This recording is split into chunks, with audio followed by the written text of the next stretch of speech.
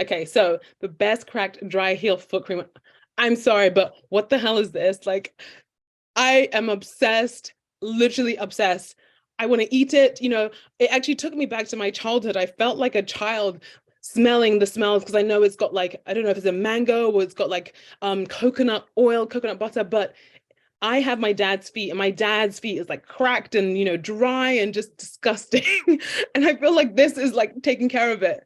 Like I would just find myself like in my like using it as hand cream, not just hand cream, but like, and I don't know if I meant to use it as hand cream, by the way, but I've been using it because it's phenomenal. It literally has like just changed my toes and my skin. And I'm a type 1 diabetic, so I have a chronic condition, and this is phenomenal because we always have to be wary of our toes as a type 1.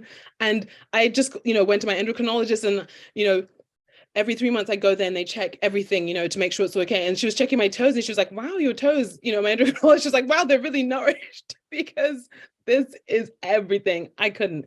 And the smell, oh my goodness. Yeah. It's like heaven in a jar. So yes, it definitely is the best. So cheers.